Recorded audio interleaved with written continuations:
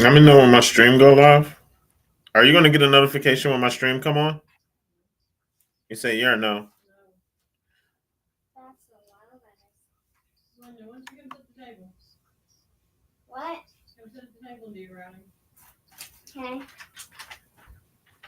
There's so many letters. I don't even know what things up for letters. Right.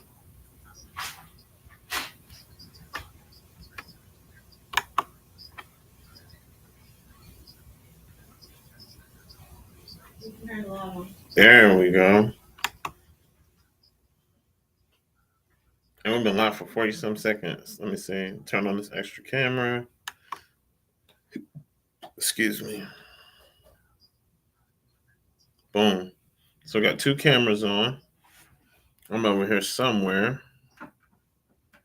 But that's not really what I'm wanting y'all to see.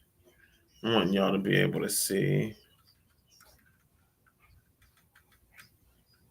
this up here. What I'll do is, let's see.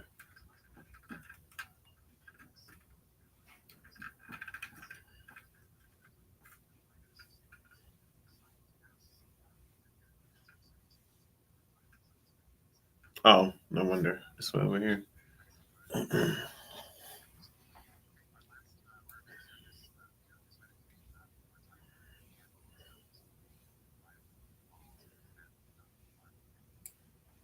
So this is what I want to share with y'all. Boom. Too far?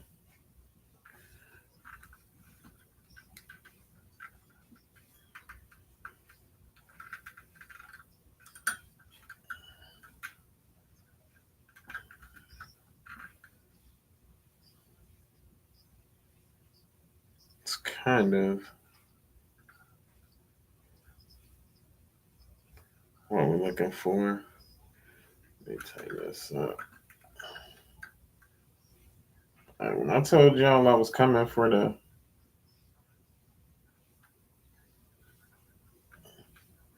get my streaming on point, I wasn't playing. Slowly but surely building my lab.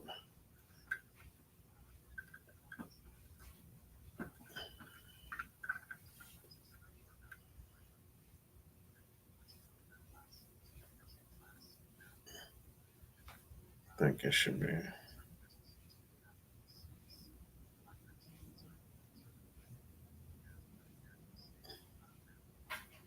That'll just about do it. All right, let's try to blow this up. Oh.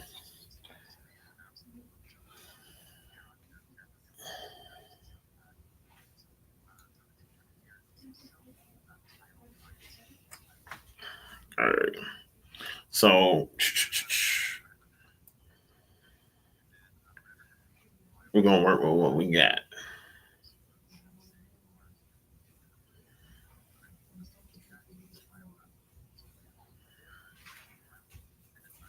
I feel like should be in place now.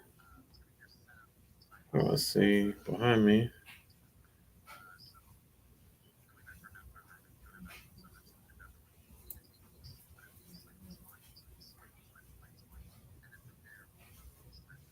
Okay, that's up a little bit, and then it's almost perfect. Maybe if I could change the angle.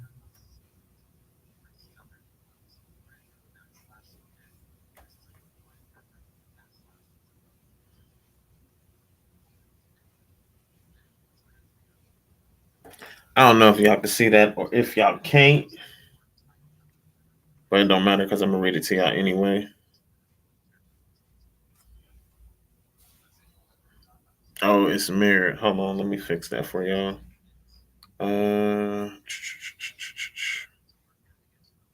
Come here. Video settings.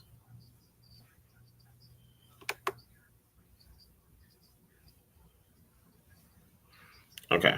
I think we got some.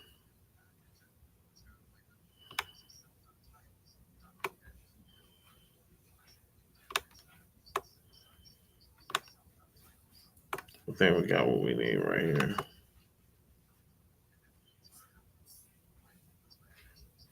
Okay, rating criteria. So yeah, we can read that. Trying to make sure y'all can read it too. So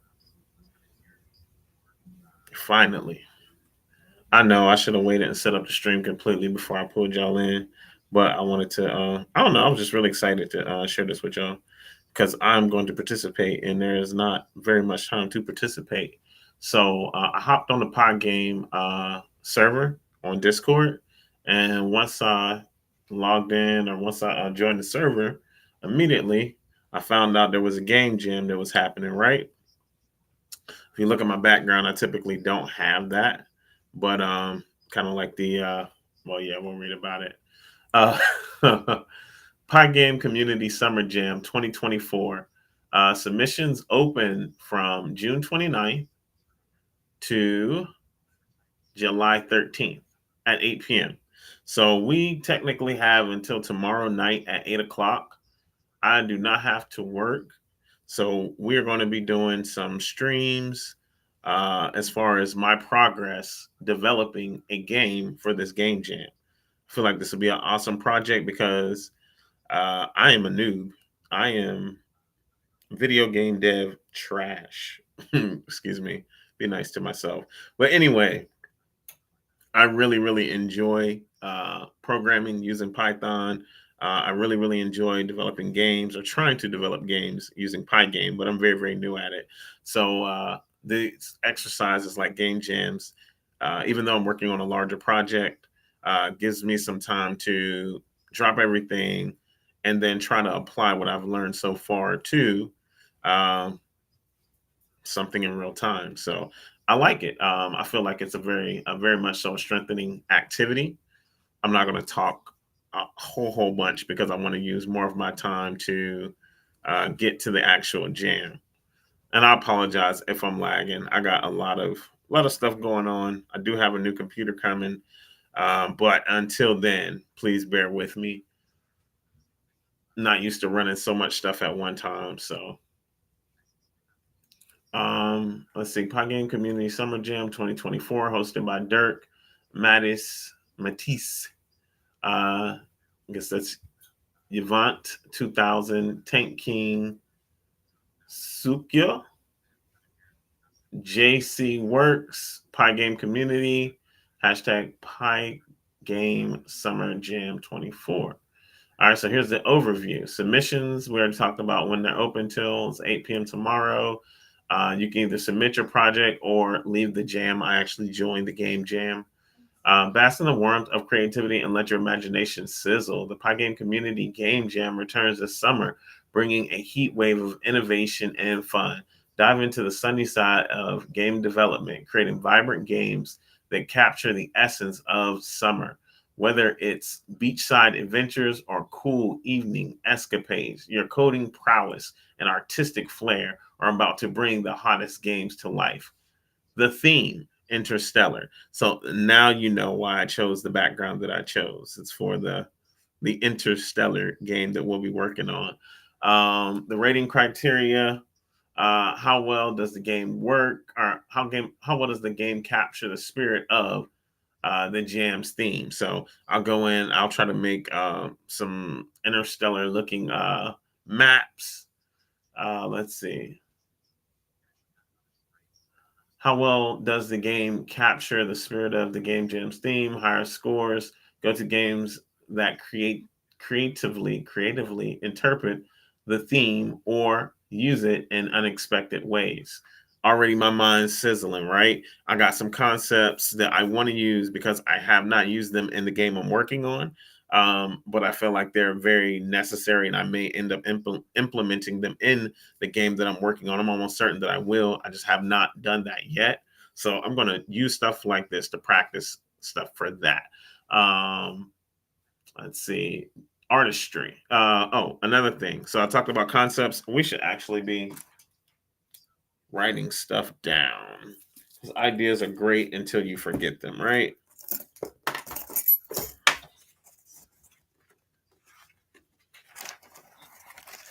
All right. So number one, we're going to need a map. And because it's outer space, I don't even think we're going to need a tile map, but we're going to need a map. I think we should do a tile map because it'll help track stuff, and as well as I understand, or as best I understand, it's going to help us track stuff. So map, we want outer space.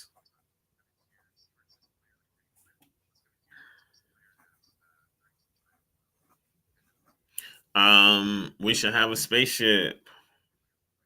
Maybe that can be a map. In and outside of the spaceship, two different types of gameplay. Outer space and inside ship.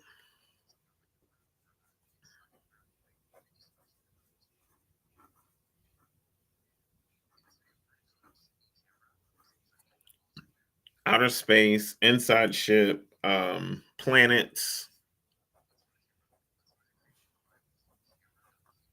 This is dope because nobody can say, "Hey, you cheated." He started that game, 3 months ago and entered it in the jam. You guys see everything that I'm doing right here. It's 100% authentic. That's how we're gonna keep it. We got outer space for a map. We got inside the ship for um, and in our interactive space. We have different planets for maps. We definitely want to be able to, and we need to find a way to connect these. So, will you be visiting from planet to planet?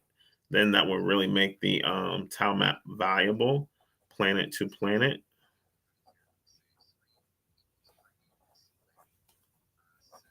You spend time on your ship.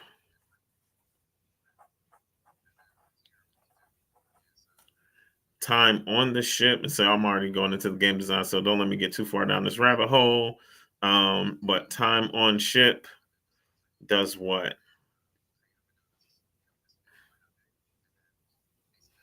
Time on ship spent traveling.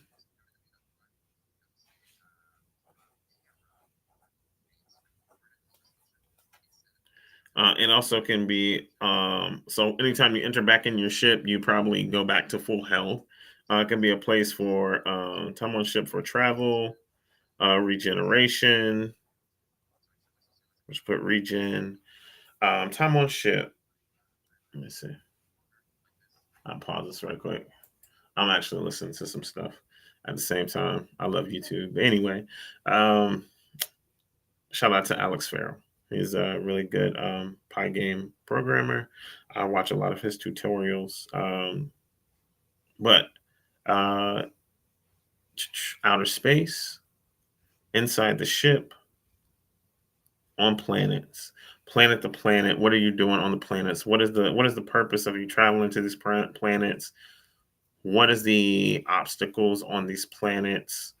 So we need a purpose for travel. Usually, when you're going to outer space, it's either for exploration. So let's write this down. Outer space, intergalactic travel, interstellar travel is usually for either exploration or because you need something like your planet is dying, or necessity. So I guess exploration regardless, but the exploration is either out of necessity or is based off of um, how would you say that? Voyeurism, maybe is the word. I have to go and Google that one to make sure I used it right. But just for exploration for the sake of exploration. Um, yeah, I don't like using words and I'm not sure how I use them. Here's my phone. Siri, define voyeurism.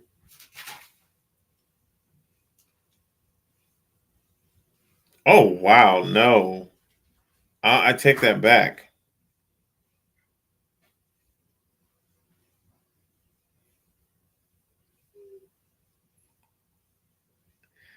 I apologize. We're going to use the definition, um, enjoyment from seeing the pain or distress of others. That's a horrible thing. It's pretty sadistic. Don't do it. Anyway, oopsie. I'm so glad. That's why I don't like using words without making sure I double check. Um,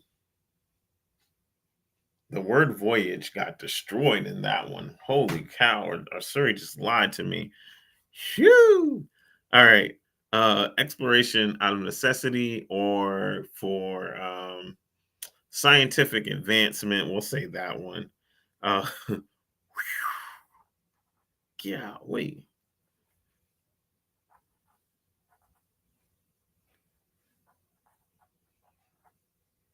Exploration either out of necessity or scientific advancement. I want to say just for the sake of doing it, like because you enjoy exploring, but it's either because you enjoy it or it's because it's or because you're looking research, etc. All right, so we know. Um, well, we'll have to decide what is the purpose, right? And maybe we will let the character decide some kind of way because games where you have choices are always better games. Um, maybe you can choose your home planet. Choose home planet. Okay. Your home planet is either running out of water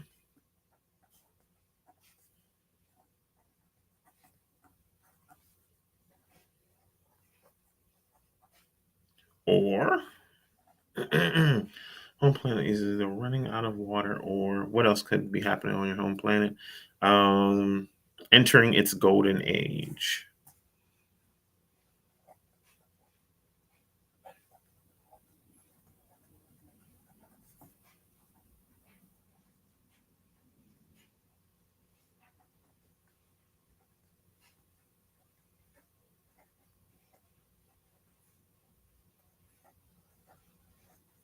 And right here, based off of the planet you are, would be kind of like your character. So that also be kind of like you do character select. Okay, getting somewhere. You have your character select, and then based on the type of character, maybe the character select would determine what planet you're from or planet that you come from, right? If you're one race, and we'll just give them names because we want things to move along and not get hung up on these later. If you're from the planet that is running low on water, um, you will be called a. You know, when something starts with a D, like a Draken or Drizzlemeyer, the drips, the people called the drips. We're just gonna give them names right now. We can go back and change it, but we want things to move forward. We have the drips, and we have the drops, right? Drip, drop, drip, drop.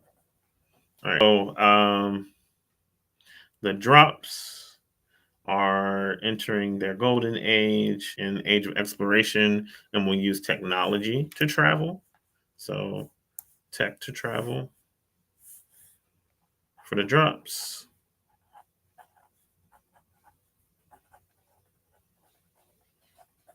Okay, and then our drips will use um, portals, right?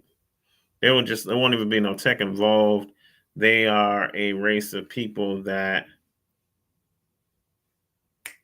they are a race of people that the water on their planet is basically has portals to other places, and that is how they travel.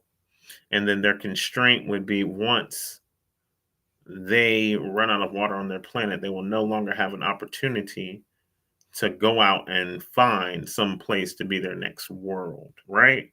Um, versus the individuals with technology would have a completely different drive. Hmm.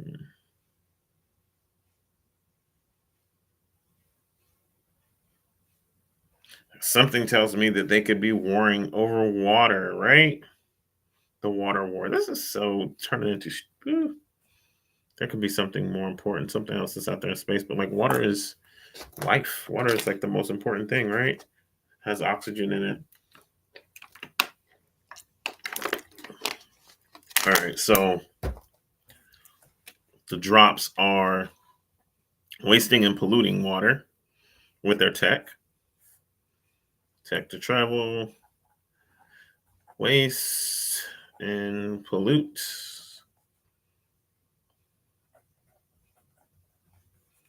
with tech.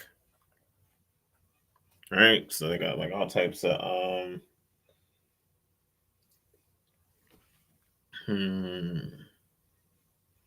if they were smart there, it would be like hydrogen powered, which strips the water of hydrogen and leaves oxygen, pure oxygen.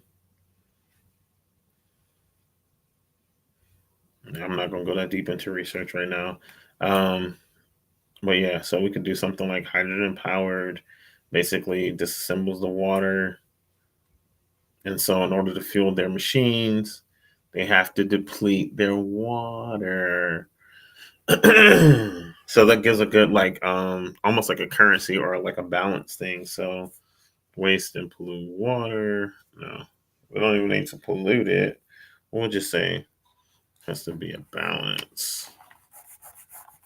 But I thought I would make a game about water, right? Tech to travel.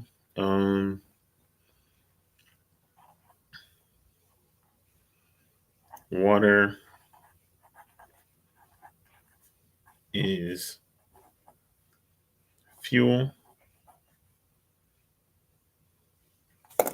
I'm not gonna be able to live without looking at this right quick because this drive me crazy.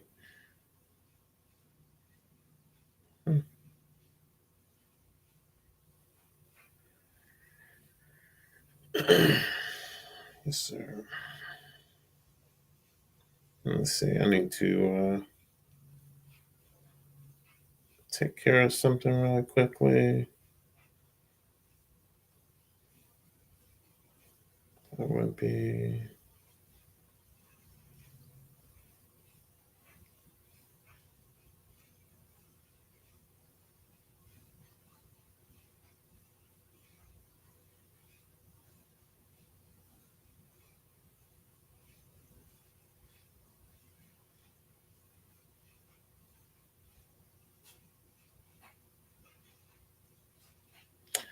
One second, guys. I apologize. We in it though. We in it. Unbroken concentration is coming. Let's do. Yep.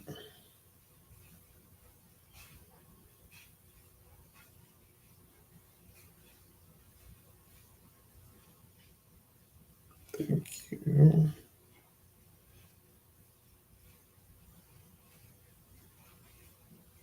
Okay.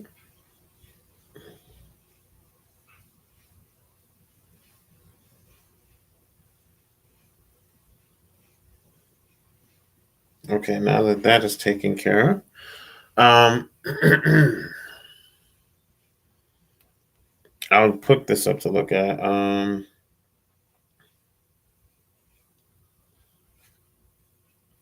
How do hydrogen powered vehicles work?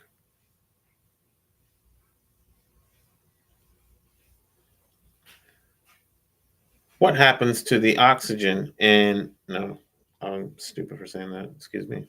Um, how do hydrogen powered vehicles work?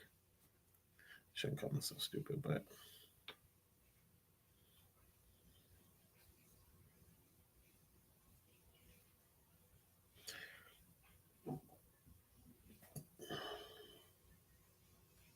hydrogen is not burned, but is consumed. So hydrogen goes more towards electric. Makes sense because it's a single electron, single proton.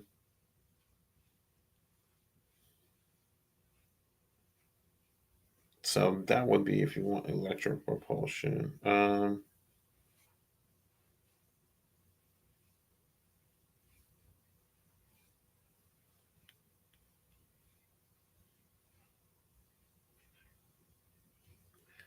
Can water be used as a source of fuel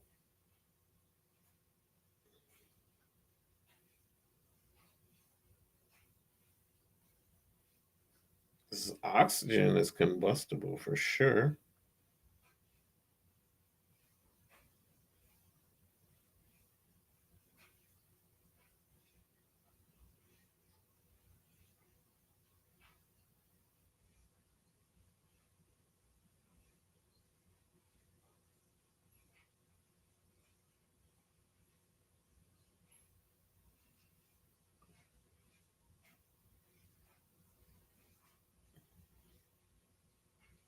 All right, so two completely different things. Most of it is pseudoscientific, according to Wiki. So that means that we can use our imaginations, right? Um, we're going to use tech to travel. Water is fuel. Um, let's see. It splits the hydrogen from the oxygen, and the hydrogen goes into one. There's automatically energy going to be released in breaking that bond, but then so that means it's going to take energy to break that bond. But then once that bond is broken, you have hydrogen to fuel electric or electronics.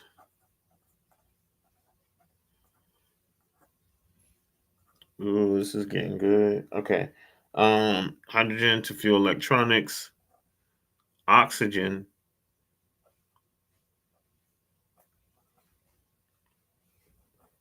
to fuel combustion. Right.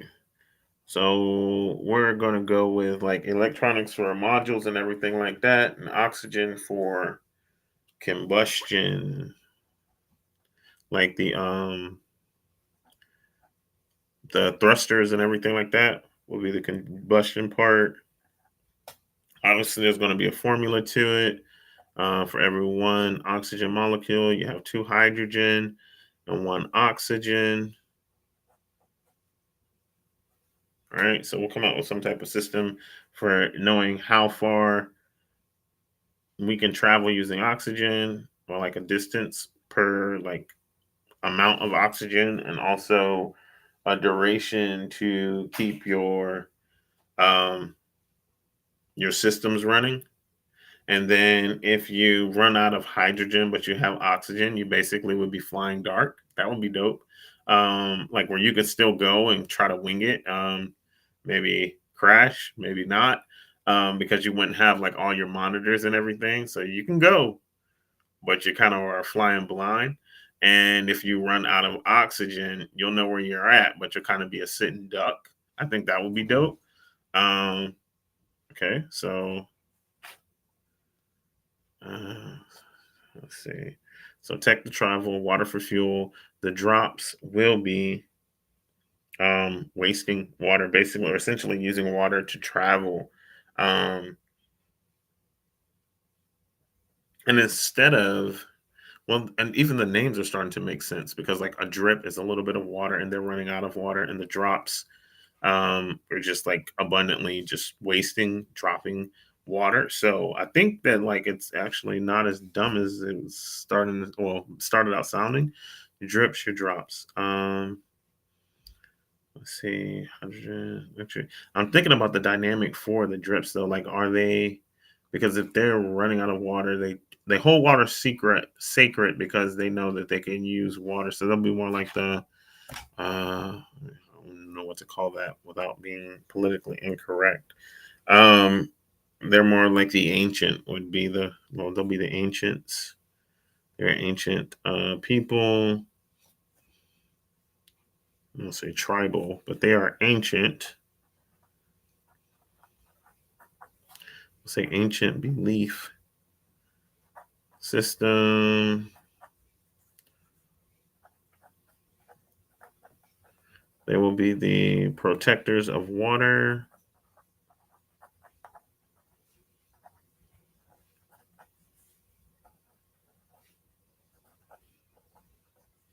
They will travel from, let's see, they will use the water portals to travel to where they are needed.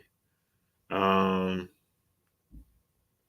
Protectors of water, use water portals.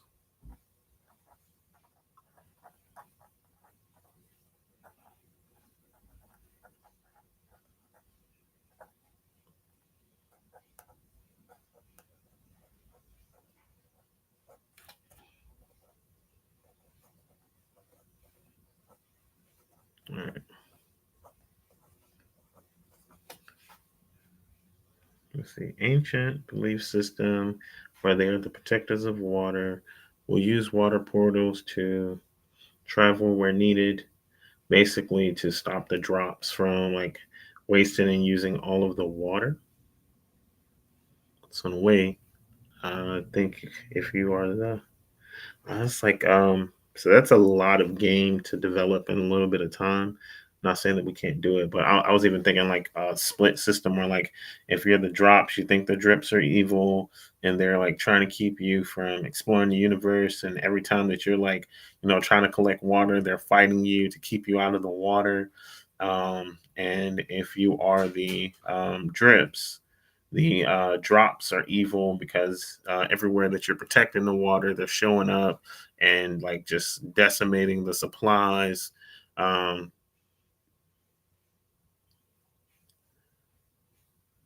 and so you would use water completely different. Like even like in a, um, you would not be on a ship.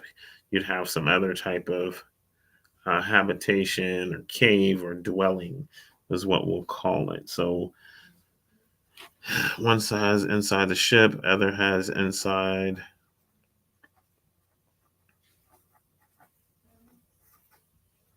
dwelling. One has inside of ship, one has inside of dwellings. Both will traverse from planet to planet. Will traverse from the same planet. So the story of the game will follow the same number of planets in the same order. Let's see. Same number of planets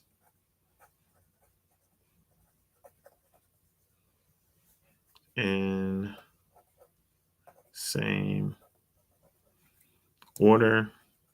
So the events, whether you play it on one side or you play it on, and that would make it fun to play both versions of the game.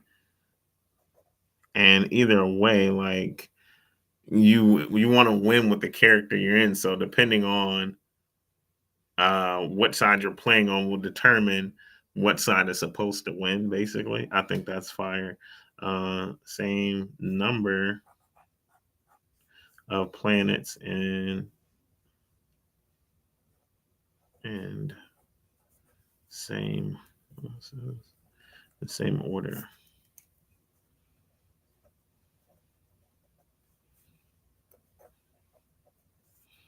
Let's say story.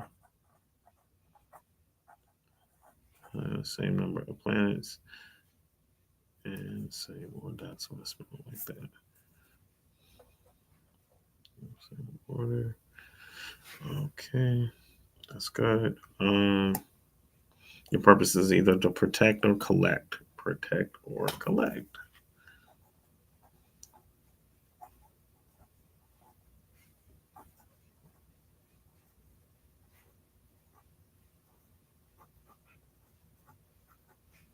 Let's see.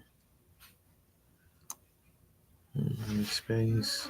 You both start out inside of your dwellings. Guess you should have some type of introductory section that like leads you into your dwelling. And then so the drops are tearing water apart.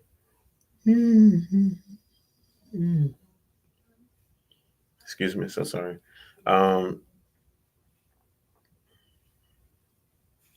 the drops are tearing water apart, and the drips will be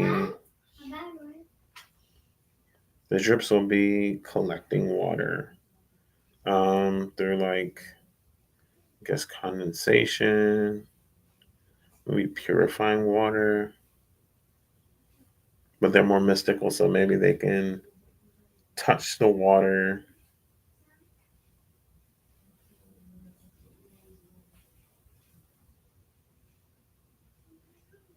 What would be the process? Siri, what is the process called of combining hydrogen and oxygen atoms to make water? Atoms.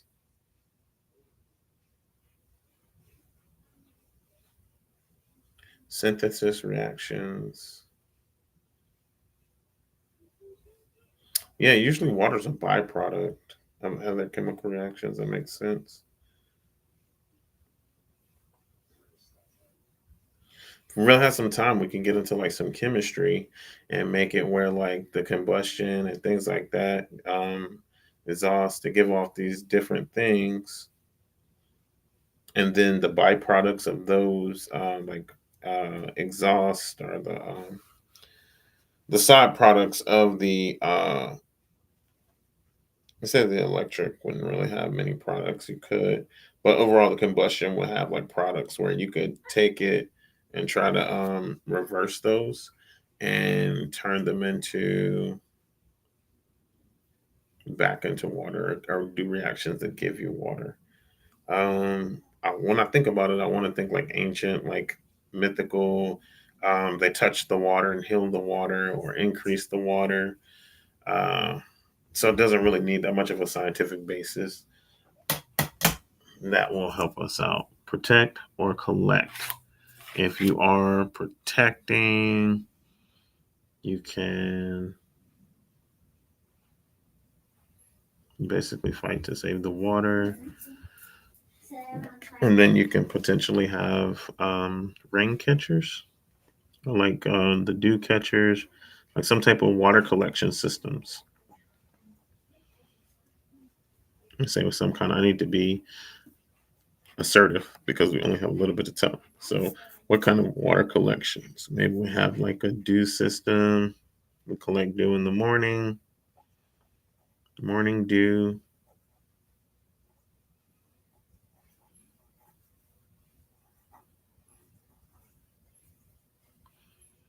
Morning dew for breakfast. Um,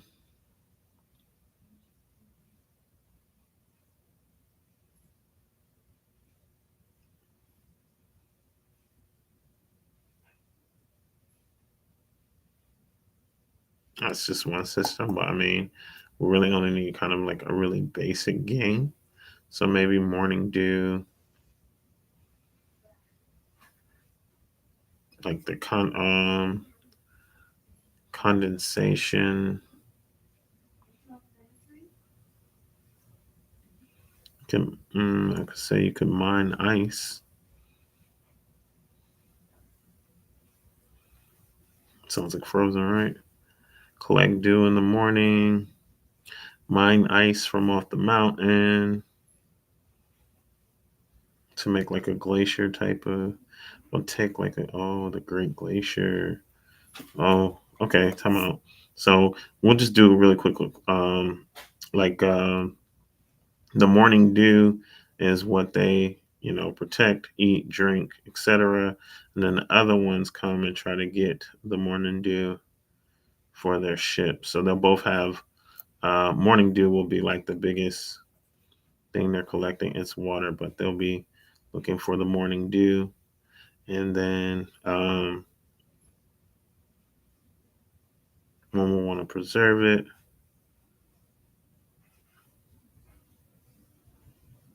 to give back to the atmosphere.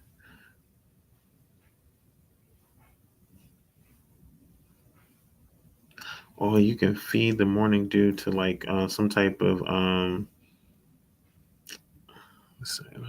what is it called? What does like underwater ground? It's called what are underground? I can't talk today. What are underground sources of water called?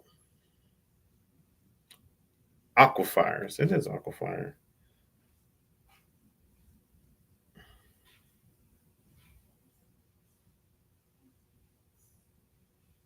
Okay. So, all right, the morning dew is important. They call it morning dew. They feed it to the goddess of the aquifer. They come and they pour it into like a specific body of water in a cave, right? Okay. And then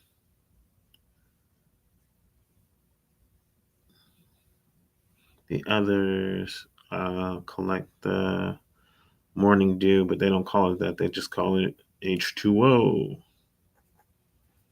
and they feed it to their spaceships. Yes. This is getting good. All right, and then the holy people or the ancient people will see the spaceships as like some type of demons that drink the water from the earth and from the goddess or from the planets, and it spews fire. It drinks the morning dew and spews fire and destroys things. And you look at things like the ground after the ships take off and stuff like that. Let's see. Shewell, morning dew, spaceship, devil, and then feeds it to uh, goddess.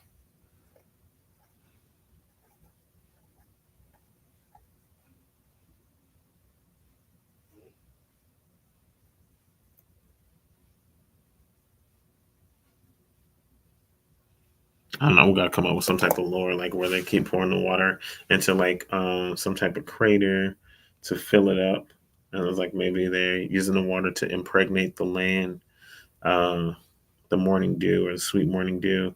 I want it to be more like a food thing than impregnate. It's less adulty. Um,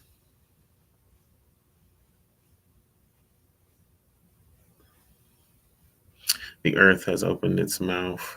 There was some type of meteor falls and makes a crater, and they believe that the heavens have opened the mouth of the planet for it to receive the morning dew, and then so they take the morning dew and like capsules or containers, whatever, however they collect the dew. Let's just say like little jars or like little like tribal looking things. They collect the water. They take it to the to the crater, and over time they fill the crater with the morning dew, not only from their own planet but from other planets as well as they're traveling. Because filling the crater would be important, and then like as the game progresses, their land becomes greener and greener. Their planet is no longer low on water. So the outcome of the game is you collect enough water. If you're one of the drips, you collect enough water to basically refertilize your planet. And that's how you win the game as a drip. And if you're a drop, you collect and use enough water to hmm, to explore everything.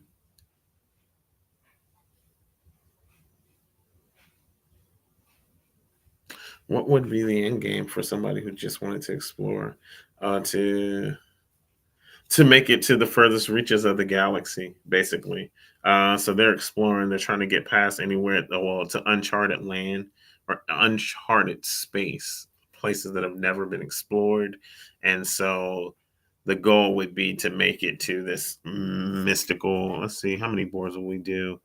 One, two, three, four. Um, I think 4 planets would be a lot. 4 different maps, and then we'll have to come up with mechanics and stuff like that. So we'll do 4 maps or 4 planets, and then map number 4 would be the Uncharted,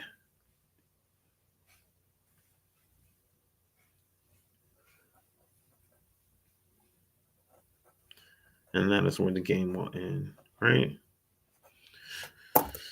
All right. Thank y'all for rocking with me through creating the skeleton of my game. Artistry does the game's audio and visuals. So we'll have a lot of visuals, and I can draw really quickly, so that won't be an issue. We can make some animations and stuff like that really quickly. Maybe dedicate 3 or 4 hours to that process and come up with the characters for each of those and have the animations ready to program in, as well as the backgrounds. And that's a big feat, but we're talking about a really small project, so I think we can do it. If you guys are interested, we'll also like add in a portion where we'll try to get in some sound effects. I'm not a sound whiz. It's something I've recently tried to pick up because it is a part of the game dev process, and I want to make sure that my games are complete. So we will try to get some, if not, not sound as far as like music playing in the background. We'll at least have some sound effects that we throw into the game that happen during different attacks and stuff like that. How fresh and unique are the game's core mechanics and ideas? Well, I think the ideas are super duper fresh. I think that the mechanics, we can go through mechanics. We talked about how we'll move from planet to planet. We'll do like the little portal thing for the drips. For the drops, we'll do like actual like space travel from one portion to another, like kind of like a free world area almost. And then you'll land on the planets as like the game map. What else we got? What else we got? Doesn't necessarily mean complex mechanics. Well, mechanics. So we'll have travel mechanic. We'll also have the water collection mechanic and the pouring the water mechanic. We'll also need like some type of progression. So for the drips, we'll have the collection and the pouring and some type of progress mechanic. And then we'll also need some type of fighting mechanic. So collect, let's write that down. For fighting for the drips, obviously wouldn't want to use, well, the water protects them, right? But I don't think we want to waste water in a fight, or they probably wouldn't want to fight. Trying to think what's something that like they can fight with ice, or they can fight with like extreme cold, because that's a way of preserving water that they can take and then use later.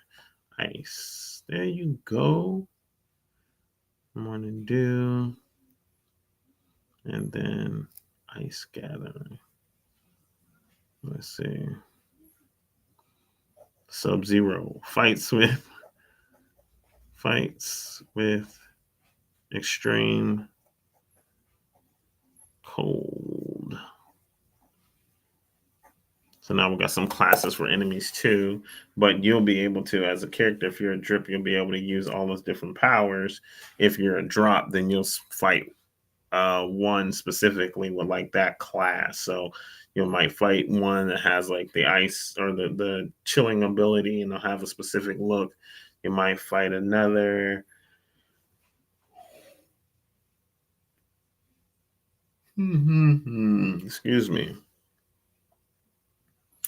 You might fight another. I'm trying to think. Help me, guys. Help me. You might find another. You got ice. They should have some type of like ability though, like the ability to like. So if you freeze stuff and then punch it, maybe you can freeze it and it breaks. It definitely slows things down, reduces speed. I'm gonna put that. Okay. Reduce speed.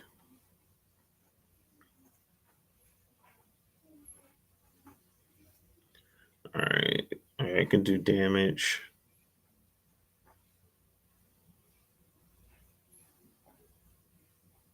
And then you can also like break it.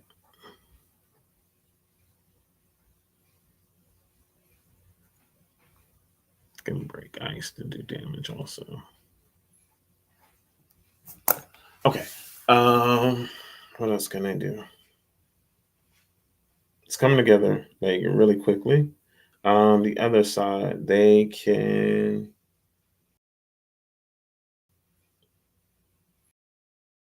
talk about mechanics. So we're talking about like, okay, they definitely got to have like a block or defense. So move, fight, freeze things. water. What else can they do? Collect water.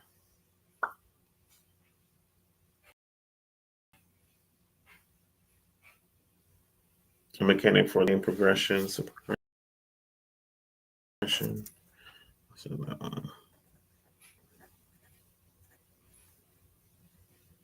we need a map. Lego ability to view the map. Map view.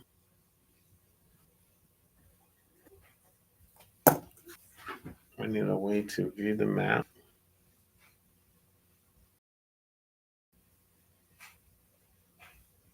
So we can see like how far you've made it and count your progress. Oh, excuse me. The drips will be based off of how much water they collect. It will be their progression. And then the drops will be the map view, will be their progression, making it to the furthest reaches of the galaxy. Uh,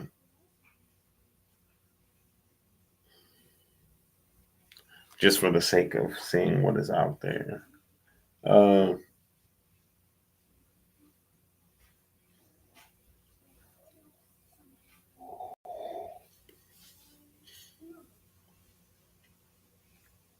what are their mechanics? They can move, they can fight, they can um,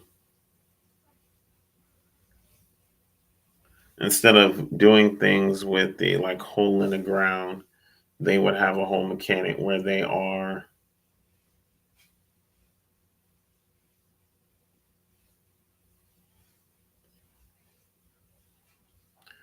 um, putting like the water into like a tank that separates it. So they're both using the water in the same way. It'll be kind of the same mechanic, but a different effect, different image there, and a different effect.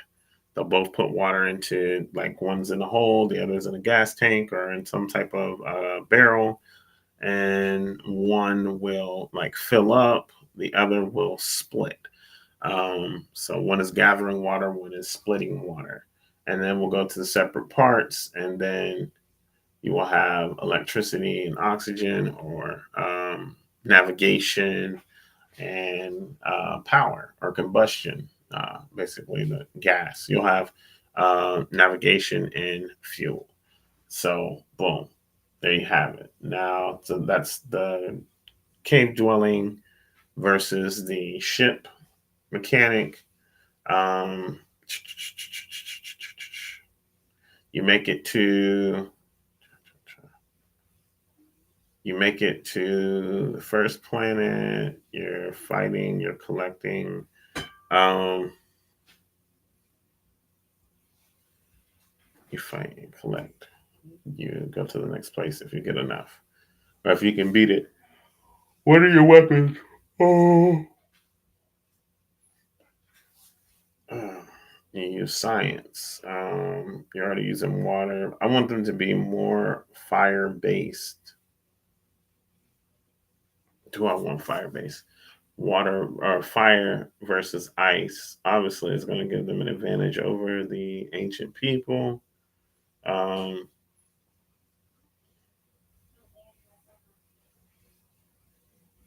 they don't have any power, they just use technology to fight.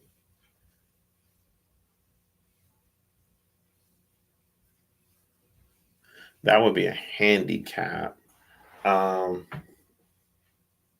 if they also like they use if they both use water to fight, both of them, and one of them uses water to shield themselves, another one uses water to shoot electricity, it will be like a major handicap to be shooting someone with electricity that is water. So, and then if I do it fire, it'll still be a major handicap for someone that is ice to be fighting fire. They get too warm. That could be like what happens to them basically. Like they overheat and take damage over time. Um, I don't want to set anybody on fire. That would be kind of not really uh, rated G game anymore. Um,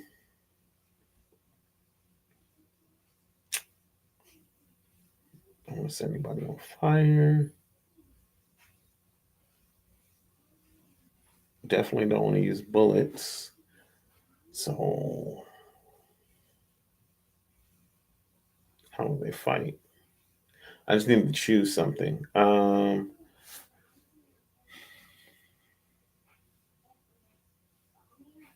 Whew. What if they use like a chemical warfare, and that's a part of what pollutes everything? Almost like a division type of oxidizer, where like they're not an oxidizer, but like instead of like oxidizer, like some type of poison or sludge, where it's like toxic, like a what is it called? The eclipse virus. Like if they shot some type of eclipse virus or something to fight.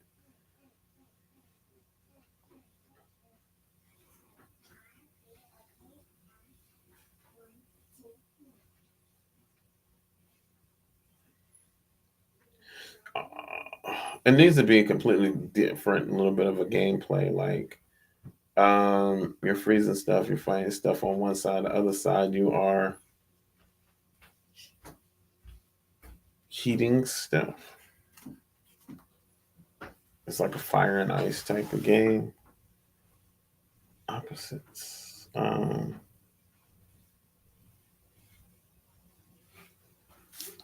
You get heated up so far you lose the water that you have on you. You drop it. The ice melts and you're so warm that you're not able to freeze anything or have some type of cool down. Vice versa to that is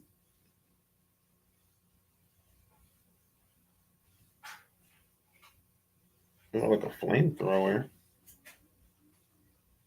That's different.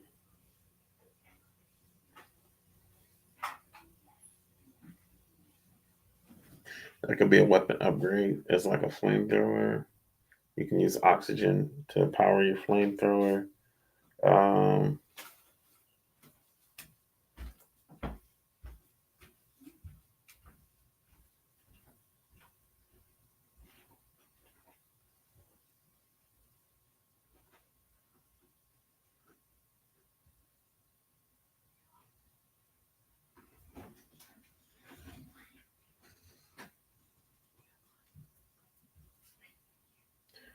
icicles, flamethrowers.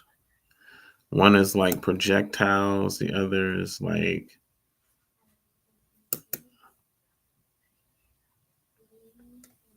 you're gonna need oxygen. Well, I mean, how else would you use oxygen as like to fight?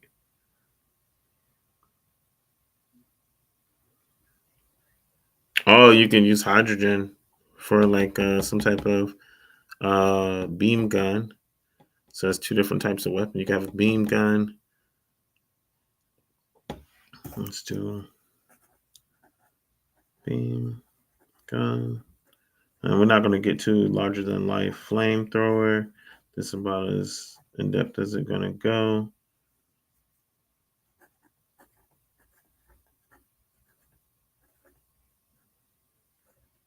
And they need some type of basic attack. Where you just basically be able to melee or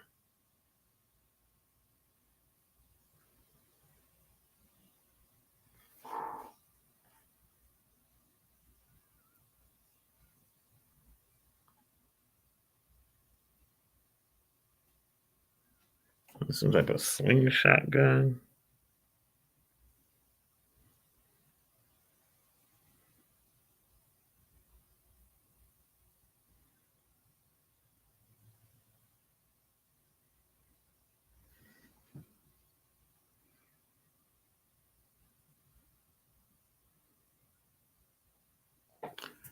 Okay. 4 worlds. The first world.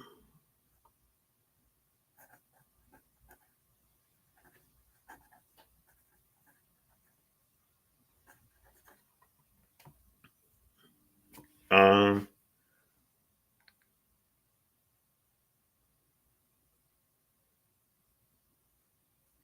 First world would be like a tutorial.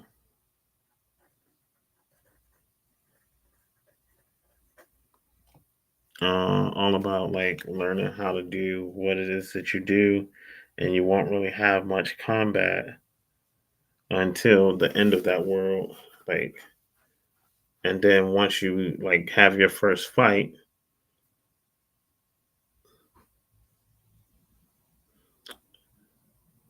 I think you'll watch cutscene tutorial cutscene.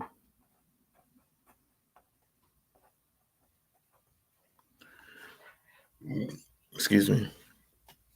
Tutorial cutscene of first fight.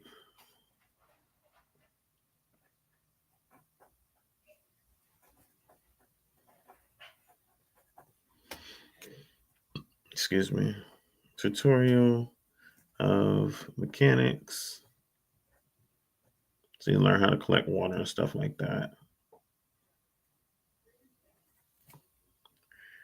You learn how to collect water and stuff like that. And then go into your cutscene of like the first fight. You'll see how things work. And then world number 2, you'll start using your first weapon. Um, you can choose basically. It should be.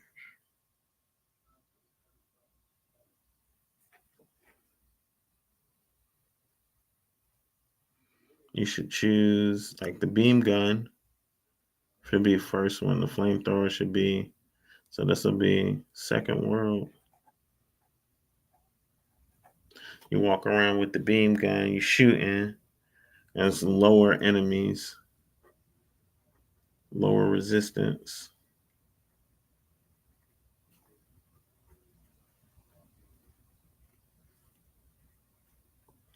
And then you got lower resistance, so you're only using a beam gun because you're shooting one person at a time. After you beat that world, you reach your little goal. You beat that world.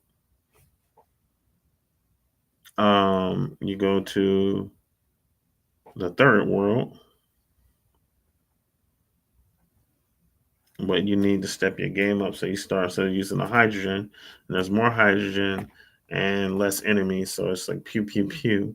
Then there's less oxygen in every water molecule. So then you start using um, the oxygen. It's more scarce, but it does more damage because now you can do like an area of effect where you're using the flamethrower and burning enemies. And maybe you can even switch weapons. So you can toggle between weapons and decide whether you want to use hydrogen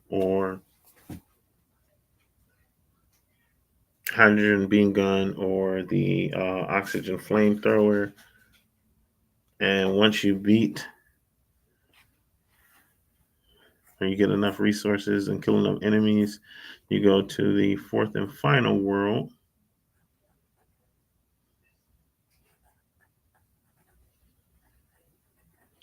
Basically, you found it, you're at the end, but then you'll have your big boss fight.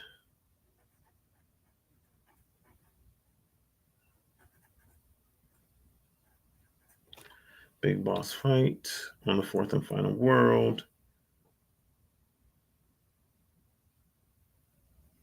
I could try to make it more like intricate than that, but based on the time constraints, I feel like this would be a nice little project, nice little game. You have your boss fight, um, but you have accomplished what you need to. I guess like the ending thing will be to like put some type of flag down. Uh, you have like maybe an ending cutscene where you can like have stuff named after you, or you can pick the name of the country. Could even potentially be a demo for a bigger game. And then if you're on the drip side, you will have fought the big boss and have enough water to take back, because it's a resource rich, fourth and final resource rich, water rich planet.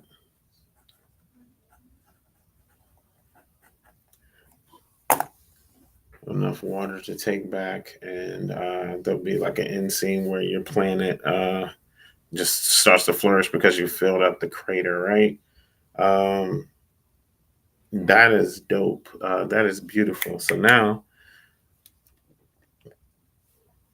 that we know what we're building, um, I'm going to take some time to code. Um, I'm going to open up my VS Code. I'm not going to code with you guys though. I'm going to take a little break. I'm going to do some research. I'm going to put together some script so that we can do the things we need to do. And once I have my script together, I will stream my asset creation. So we'll check back in with each other, and I will make assets. And as we're making them, we will download them. I'm sorry, as we're making those assets, we'll save them and then throw them over into the script like real time. And we'll be able to see that progressing as it's happening. We'll throw it into the code. So we'll throw the files themselves for the images into the script where they belong. And then once we're done with all of the assets that we need, and I'll know kind of a list of assets we need by what I program, what I hope to program.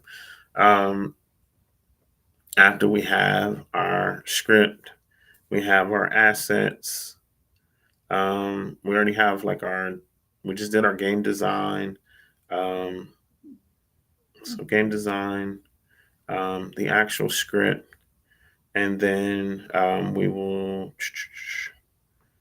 throw in the assets, and then finally, I think that we can do all of this before the end of today, and then that will leave us a few hours to do some sound, refine and polish, and then submit a game. So, guys, this is not my first game jam. This is my second game jam, but I must be honest. The first game jam I ever attended, um, I only showed up and I was amazed by the things that everyone else did. And that was it. It was only like a 2 hour game jam. It was something like really small at a local university. They kind of did them on a weekly basis, but you come in, they give a prompt, and everybody sits there and like comes up whatever they can within the 2 hours. And some people were wicked good, and some people were just having a good time and learning. And then there was me.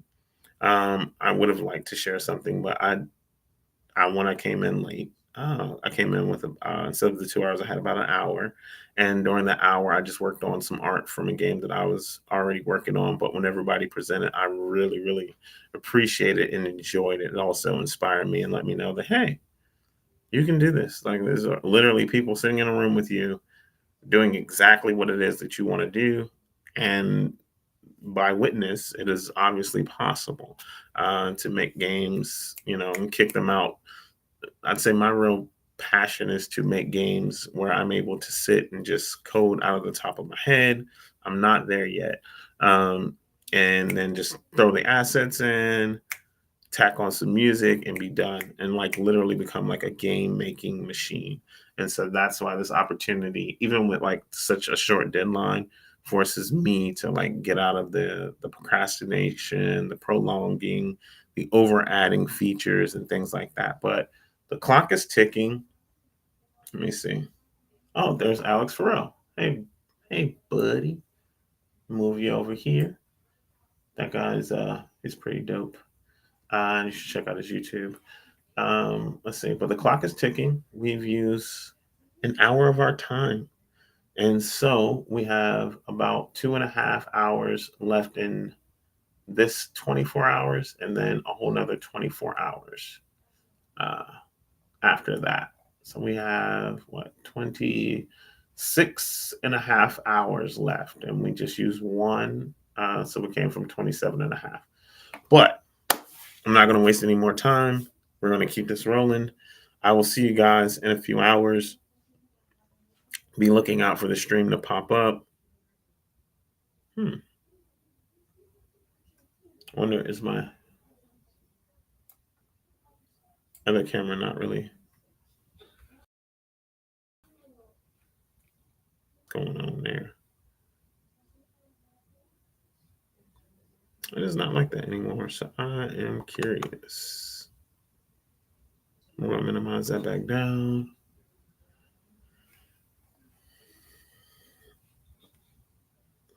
And we'll give y'all one more look at the cool background we got here for our interstellar theme. I will come back just like this, and we will continue coding from there. Like I said again, thank y'all all for tuning into my stream, checking out my stream. I am very much so going through my growing pains. If you followed my channel pretty early on before, I had to change emails. It was pretty crude streaming, but I really loved it. I had almost 200 followers, and I think I had almost 250 followers or subscribers on YouTube. So I was very proud of every single one of the subscribers that I had. The only thing that I did was make content for the game Division, or the Division 2 also, and a few other games that I played, GTA 5, Red Dead Redemption 2, Ghost of Tsushima. What is the one? I really like the Kung Fu game. I can't think of it right now. It'll come to me later. I'll tell you guys about it later. But it's one of the best games for martial arts. Came out a couple of years or a few years ago. Sifu. Sifu was one of the ones I really liked streaming. I can go on, but yeah, it was completely just like random. I would turn on my PlayStation. Not even random. I'll take that back. Some of it was random as far as like the other games that I played, but I got into like a habit or a routine of streaming, and it really much so became a part of something I like to do. And so, with that being the case, and extended out from just like having like a routine of playing the division and following the story and trying to speculate and I say like as the lore was being built, trying to guess what was coming next, all of the suspense and things like that, and being a part of that community was so dope for me. I really enjoyed that experience. So moving from there, let's see.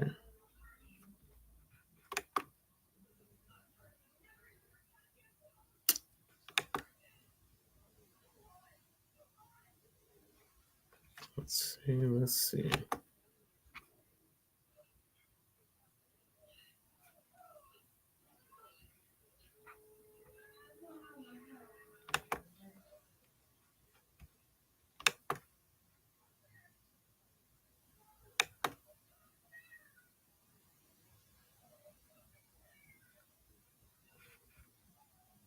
I think we're going to go ahead and end the stream here because, like I was talking about, it came from a very crude stream, video games, etc., to trying to develop my own channel, and now producing art content. If you've been following my channel since I've gotten the new email, you've probably seen our YouTube intro video that we've been working on for like our channel. Anytime that we'll start, a stream or a broadcast episode, etc., we'll have our little intro that comes in. So if you're, hopping on the wagon at this point, I really do appreciate you. I promise things are only going to continue to escalate and elevate as they have been doing over time. Like I said, this is the growing pains portion of everything, and getting everything together, getting my technology up, and I will be having a better computer to stream from, so I don't have so much lag and drop and stuff like that. So if you're still here, thank you for tuning in. If you want to work on the game jam, all you got to do is head over to the Pi Game server, and you can participate yourself.